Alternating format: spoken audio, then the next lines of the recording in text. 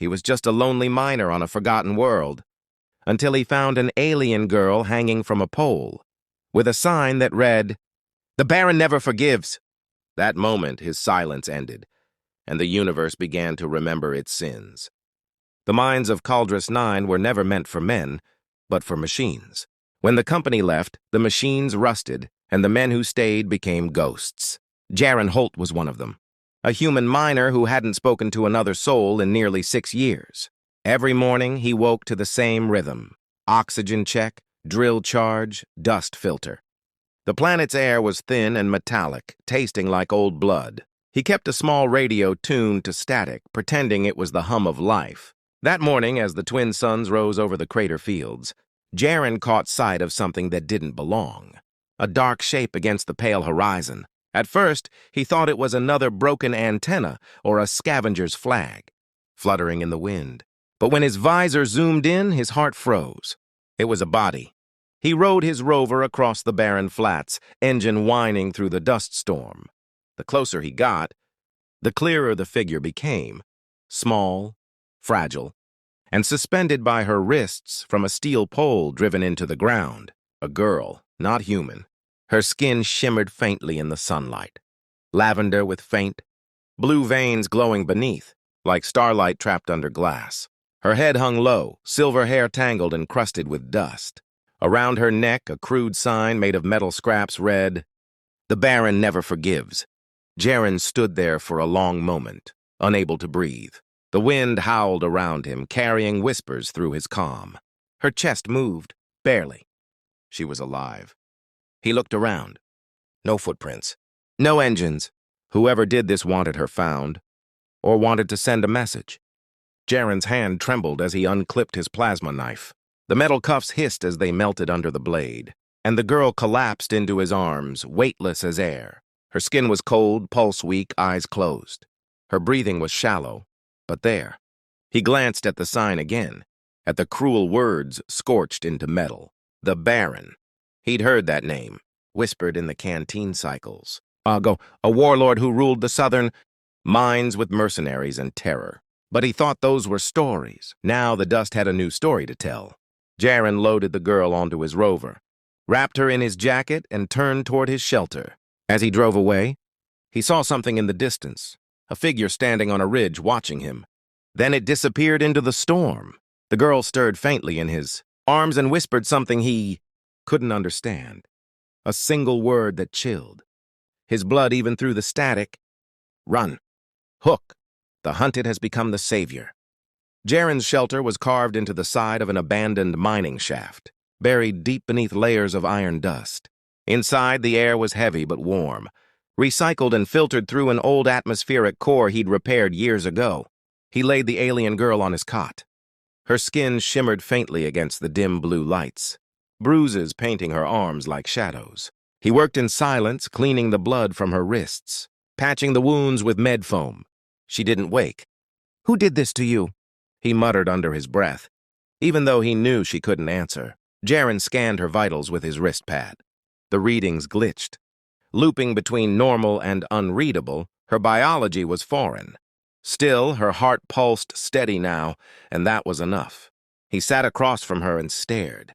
There was something hauntingly peaceful about her, like she didn't belong to the violence of this world. A soft humming filled the room, faint but rhythmic. It wasn't coming from his machines. It was coming from her. Her body resonated with a quiet tone, like a song from deep water. Jaron leaned closer, mesmerized. Then her eyes snapped open. They weren't eyes, they were twin galaxies, swirling silver and violet, alive with light. She gasped, her whole body trembling, and Jaron instinctively stepped back, hand reaching for his sidearm. "Easy," he said, palms up. "You're safe here." She stared at him, confused, frightened. Her voice came out fractured, as if every word was echoed by another voice inside her. "Safe here?" The Baron hunts. Her gaze darted to the sealed door, panic flickering through her. "He knows. When we escape." Jaron frowned. "He? The Baron?" She nodded weakly. "He marks us. We carry—" His pain. Jaron noticed something he hadn't before. A faint symbol glowing on her shoulder, pulsing like a heartbeat. It looked branded, not tattooed. Suddenly, her breathing hitched, her body convulsing. The lights flickered violently as energy surged through her. Jaren grabbed her shoulders, trying to steady her. "Hey, stay with me!" Her voice fractured again, overlapping tones, as if two beings spoke through the same mouth. "They're coming." Jaren froze. "Who's coming?" The answer came in the distance. A low rumble beneath the earth, the sound of engines. He ran to the console and checked the external sensors. Multiple signatures approaching fast across the flats. No one came to this part of Caldrus 9, no one except scavengers or hunters. Jaren looked back at the girl. She had stopped shaking, her eyes wide with fear. "Hide me," she whispered. Jaren's mind raced. He didn't know who she was, what she'd done, or why she'd been left to die. But he knew one thing for certain. Anyone branded by a man powerful enough to call himself. The Baron was worth something. And something that valuable always came with blood. The hunters have found their trail. The sensor screamed red. Jaren's pulse quickened as he stared at the console. 5 signatures, all fast, closing in from the south ridge. "Hell," he muttered, switching off every light in the shelter. The hum of the generators faded, leaving only silence and the low wind outside. The girl sat up weakly, trembling. "You cannot fight them," she whispered. "They carry his mark too." "I'm not planning to fight," Jaren said, already moving. "I'm planning to survive." He grabbed his old pulse rifle, a relic from the war, and tossed a thermal blanket over her. "You stay quiet no matter what you hear." She grabbed his wrist suddenly, strength flaring in her grip. "If they see me, they will burn this world to find the others." Jaren froze. Others? He wanted to ask, but the ground trembled. Dust rained from the ceiling. He looked at the motion scanner again. The blips were at the entrance. Then came a metallic knock. "Open up, miner!" A voice echoed through the comm, smooth, practiced, cruel. "Company audit?" "You've been off-grid too long." Jaren's stomach dropped. Company audit was a lie. The corporations abandoned Caldrus 9 years ago. Whoever this was, they weren't auditors. He leaned toward the speaker. "System's dead. Radiation storm fried the comm. Try again next week." The voice chuckled. "Funny, we picked up your heat signature, Holt. You're not alone down there." A pause. Then, "The Baron sends his regards." A flash. The door blew inward in a burst of fire and dust. Jaren was thrown back, ears ringing. Silhouettes stepped through the smoke. Armored figures with crimson visors and insignias burned into their plates. Hunters. Jaren fired blind into the haze. 2 went down, but the rest spread out, scanning. A bolt scorched the wall beside his head. He dove behind a console, breathing hard. Then, light. The air shimmered, humming like a string. The alien girl stood, eyes glowing fiercely. A pulse of sound rippled through the air, invisible but powerful. The hunters screamed. Their visors cracked. Their armor vibrated until it shattered. One by one, they collapsed. Silence. The girl fell to her knees, panting, her glow dimming. Jaren rushed to her, staring at the bodies strewn across the floor. What did you do?" She looked up weakly, eyes fading back to silver. "I sang their code apart."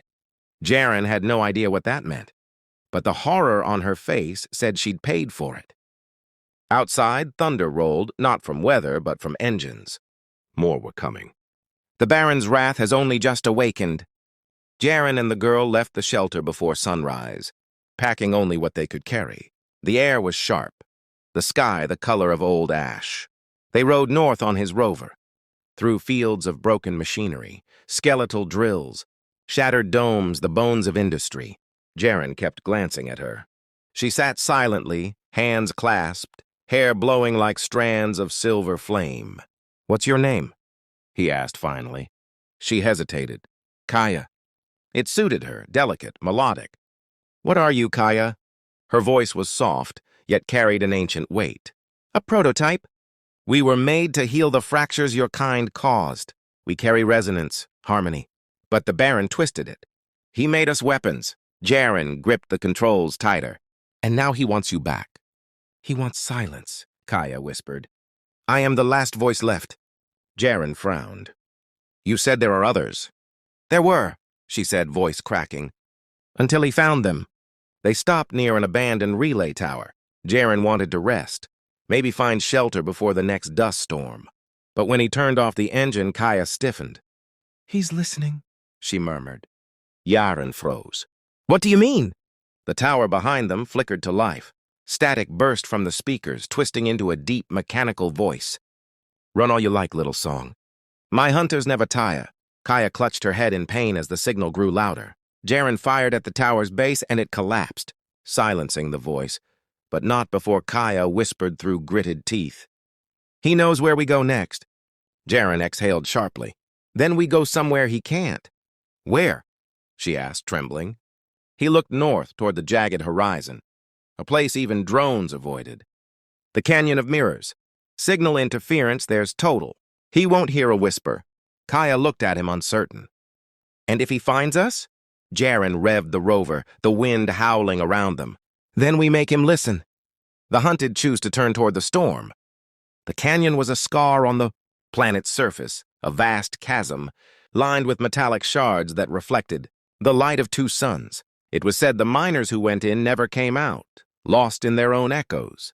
As they descended, their reflections flickered on every surface, infinite versions of themselves fading in the light. Kaya shivered. "This place hums with broken songs." Jaren checked his scanner. No signals. Perfect.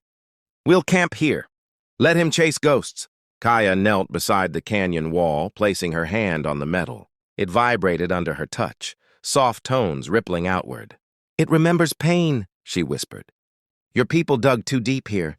They found us." Jaren watched, mesmerized, as faint images shimmered in the reflection. Human miners and alien figures, working side by side, then fighting, then burning. History replayed itself in the mirror's depth. He whispered, "You were part of the original colonization?" She nodded.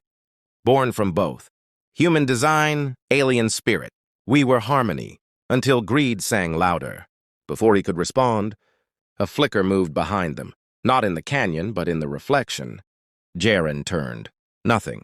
But in the mirror, figures gathered, dozens, maybe hundreds, all glowing faintly like Kaya.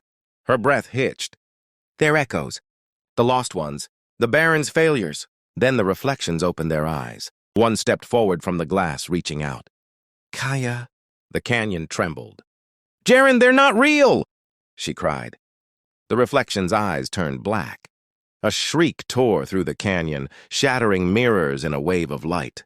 Kaya screamed and pressed her hands to the ground, sending out a pulse that shattered the illusions. When silence returned, Jaren held her trembling form. "They remember me," she whispered. "And they want me to finish the song." The past is waking, and it remembers her name. That night, Jaren couldn't sleep. The canyon walls hummed faintly, as if whispering Kaya's name. She sat beside the fire, staring into the flames. "Tell me about him," Jaren said. Kaya didn't look up. "He was once like you, a miner, a builder. But when the companies left, he stayed. He found us in the ruins and learned to command our resonance. He used pain to shape sound. He became something not human. And he branded you?" "Yes, our connection binds through frequency. Every mark he makes is a leash." She looked at Jaren suddenly, eyes full of fear. "If he speaks my name, I will hear it. If I answer, I am his again." Jaren reached across the fire and took her hand gently. "Then don't answer." She smiled faintly, tears glimmering. "It's not that simple. He is in the silence between words." Before Jaren could reply, a faint vibration ran through the ground, rhythmic, steady. Kaya's eyes widened. "That's not wind." A drone whirred overhead, light scanning the canyon. Then another. And another. Jaren stood, grabbing his rifle. "They found us." Kaya's mark flared bright blue. She screamed, clutching her shoulder. Through the glow, a distorted voice boomed, not from the air, but from inside her. "You belong to me, Kaya." Jaren fired at the drones, but they kept coming, a swarm of red lights. Kaya looked up, pain turning to rage. "No, I belong to the song!" A surge of resonance exploded from her, vaporizing the drones mid-air. The canyon walls lit up like liquid mirrors, reflecting the energy skyward. When the light faded, Kaya collapsed, unconscious. Jaren caught her, shaking. The sky echoed with the Baron's laughter. "Then I'll come myself." The Baron is no longer a distant threat. He's coming. They hid deep in the canyon's caves as the twin suns fell. Jaren tended to Kaya's burns. Her pulse was weak but steady. He stared out at the red sky. He knew he couldn't fight what was coming, but he couldn't abandon her either. When Kaya woke, her first word was his name. Jaren, why do you help me? He hesitated. Because once someone helped me when I didn't deserve it. She smiled faintly. Then maybe. Harmony isn't lost. Before he could answer, a tremor shook the cave. Outside, lights appeared, walking, hovering, crawling. Machines. The Baron had arrived. Jaren loaded his rifle, jaw tight. Stay behind me! Kaya rose, weak but defiant. If he takes me, he takes everything. I won't let him. From the shadows stepped a tall figure in black armor, his face hidden behind a reflective mask. The Baron. Minor! His voice dripped with amusement. You have something of mine. She's not yours, Jaren said. She's made of my code. My song. The Baron's visor flickered. And when she sings again, she'll end worlds. Jaren aimed his rifle. Then I guess I'll go deaf. The Baron laughed. You think sound stops with ears? He raised his hand. Kaya screamed as her mark ignited. The ground split, energy roaring through the canyon. Jaren grabbed her hand, shouting, Fight him! Her voice trembled. I can't! Yes, you can. I've heard your song. Make it yours. Kaya closed her eyes, tears streaming down her face, and whispered a single word. Freedom. The song has begun.